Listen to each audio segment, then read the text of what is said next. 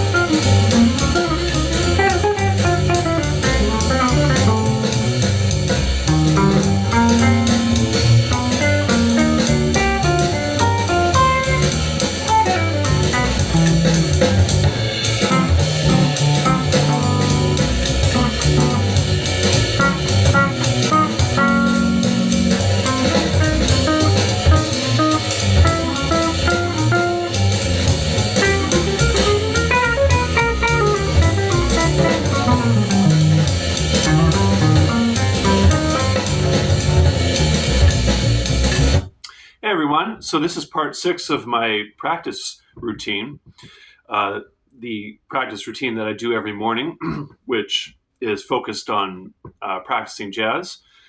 In the previous videos, I went through all my scalular warm-up process, and in this one, I'm going to highlight how I practice tunes. And I realized that, after I practice jazz in the afternoon, I'll move to classical, and then in the evening, I'll practice my original stuff. And I probably won't do a video about how to practice classical or how I practice classical, at least not for now. I still don't even consider myself a classical guitarist. It hasn't been quite 2 years, and I don't know. I just don't feel like I've earned that title yet. But I will, in the near future, get into how I practice my original stuff, which, that'll be a whole other set of videos. But this will be the final part in laying out how I practice jazz every morning. So I made a video, maybe a couple months ago, laying out what are my favorite 26 jazz standards. So since then, and kind of leading up to that video, I've just been focused on practicing those tunes. And up front there, I was practicing the tune "All the Things You Are," which is one of the 26 standards that I picked.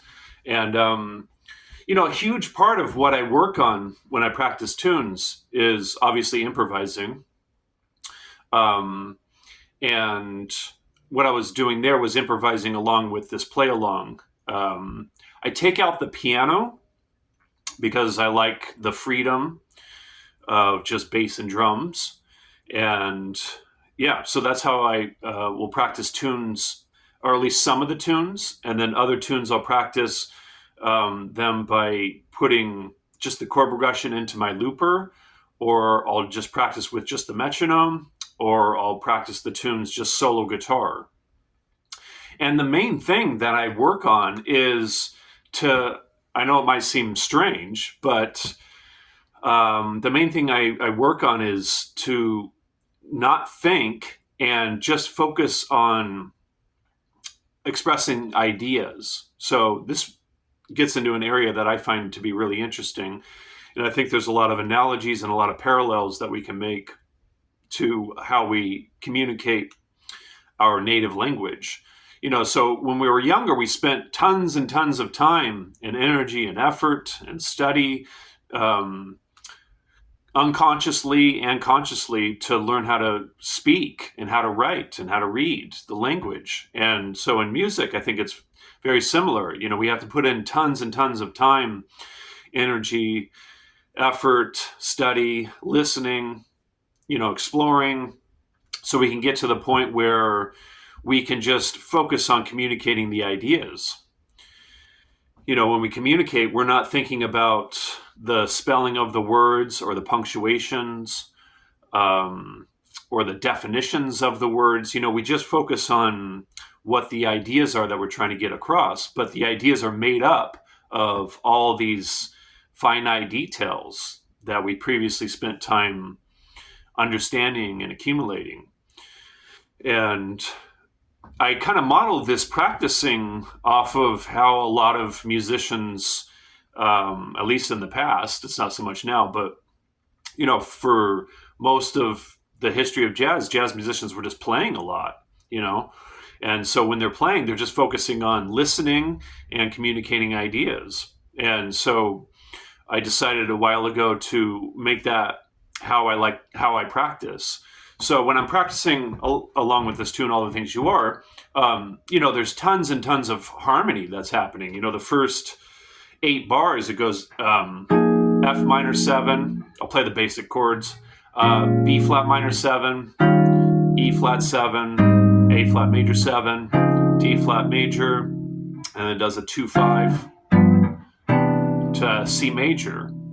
So a bunch of harmony, and for each of the chords, I'm thinking different, or I'm using, not thinking, I'm using different tonalities for each one. So the F minor up front would be Aeolian, and then this would be Dorian, and then E flat 7, there's tons of different dominant scales, right? So it might be Mixolydian, it might be the altered dominant scale, it might be the symmetrical dominant scale, it might be, you know what I mean? There's tons that I might use for that.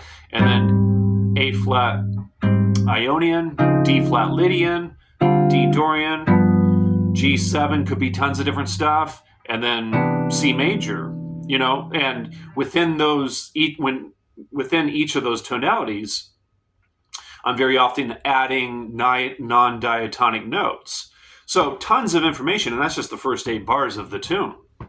So I've just gotten to a point where I don't have to think about all that stuff, and I can just listen and try to express ideas within the form, within the harmonies, along listening closely to the bass and drums to be in the groove of it.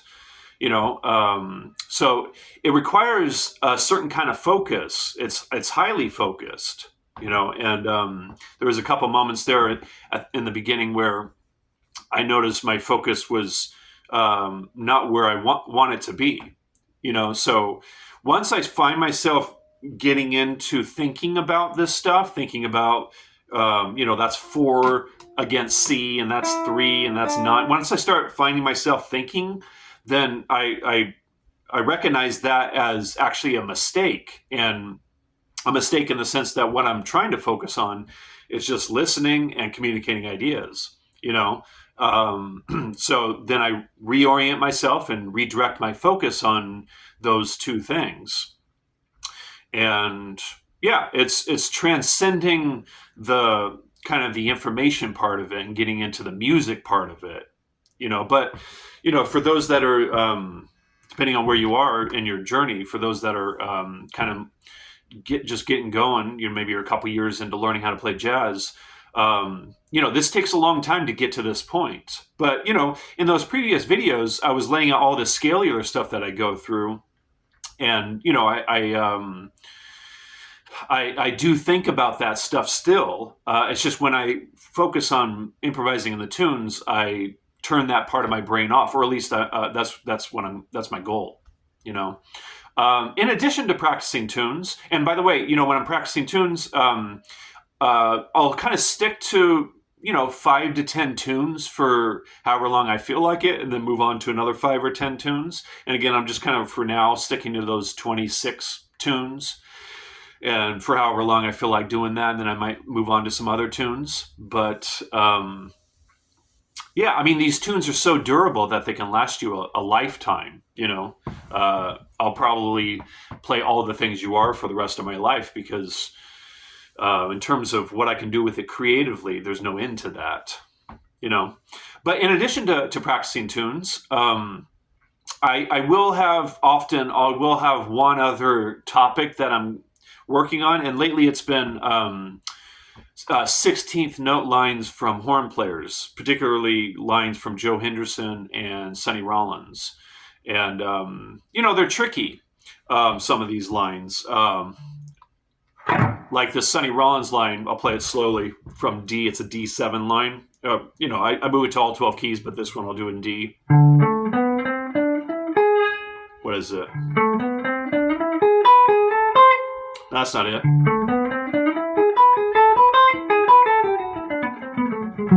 Yeah, that's it.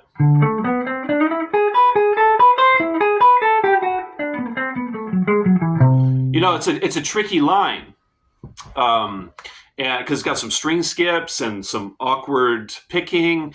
So I'll practice that. Usually pretty slow, actually, like that. I haven't done that one in a while, so it took me a moment to reorient myself. But yeah, I'll practice a bunch of different 16th note lines slowly, which are just good for my technique and adding to my vocabulary. And yeah, I just find them to be beneficial. But then at some point, I'll move on to another topic. I mentioned in some previous videos that I was practicing hexatonic scales, triad pairs. I was doing that for a while. And so in addition to tunes and improvising and all this stuff that I just talked about, very often I'll have one other topic that I'm developing.